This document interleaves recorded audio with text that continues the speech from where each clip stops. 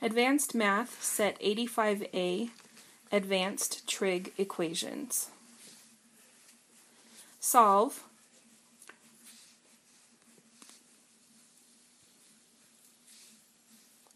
Three tangent squared theta equals 7 secant theta minus 5. And our domain is from 0 to 360 degrees. Okay, so the first thing that we see is we've got tangents and secants, and we want to get them in the same form. So if you go back to the identities, we can see that tangent squared theta is the same as secant squared theta minus 1. So we will take that secant squared theta minus 1 and plug it in for tangent squared theta.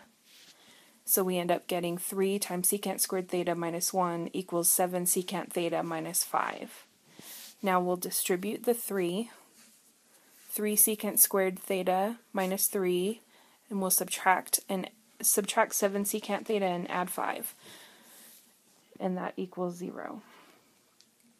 Now we'll combine like terms, so negative 3 and 5 make 2. And now we need to factor. So we have 3 secant squared theta, so the only option there is we know it's going to be 3 secant theta times secant theta, and we need to think of two numbers that multiply to give us 2, so our only options are 1 and 2. We just have to figure out where the 1 goes and where the 2 goes. So we can see that if we multiply 3 by 2, we will get 6, and then we can multiply secant theta by 1, and then add that to get negative 7. So that's where the 1 and the 2 goes, and that's all equal to 0. Now we set each piece equal to 0. 3 secant theta minus 1 equals 0. Add 1 to both sides. Divide by 3. And then secant theta is the same as 1 over cosine theta. And then we can just turn that upside down. Cosine theta is equal to 3. Now let's go over to the other side. Secant theta minus 2 is equal to 0. Add 2 to both sides. That is 1 over cosine theta is equal to 2. So cosine theta is equal to 1/2. Going back to cosine theta equals 3. Cosine cannot be bigger than 1, so we know that 3 is not a viable option. So our solution here is cosine theta equals 1/2. But we need to put that in terms of degrees. And we need to get all the possible solutions between 0 and 360 degrees. So we'll go on to the next page.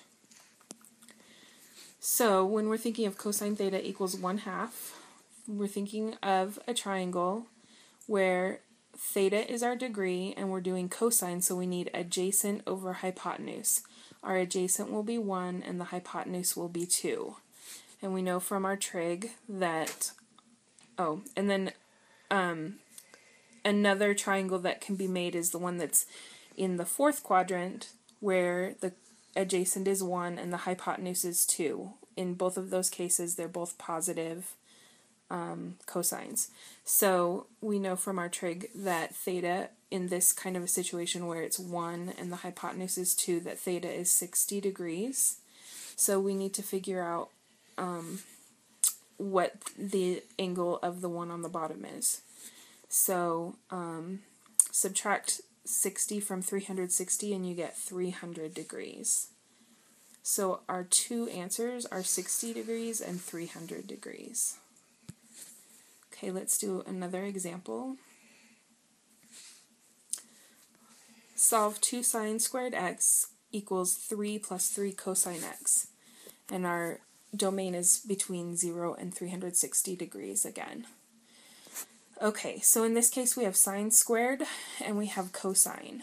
And we need to get it in terms of the same trig function so that we can eliminate it easier. So you should remember that sine squared x is the same as 1 minus cosine squared x. So we can take 1 minus cosine squared x and substitute it in. Okay, then we'll distribute that 2, so we get 2 minus 2 cosine squared x equals 3 plus 3 cosine x.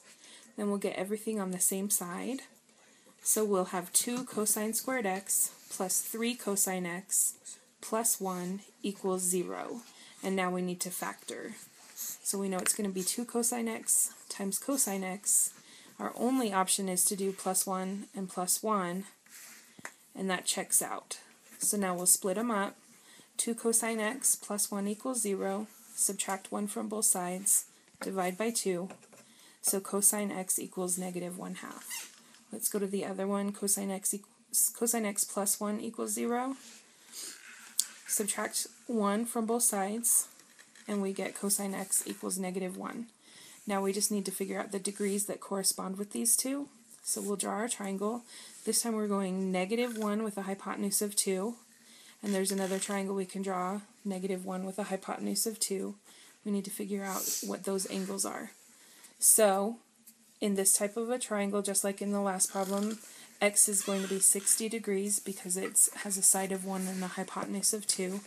Now we just need to figure out what that other angle is, and we can see that it's 180 plus 60 degrees, or actually 180 minus 60 degrees to figure out what x is. So that's 120, and then we'll add 60 degrees to get the other angle, that's 240. Now let's look at cosine x equals negative 1.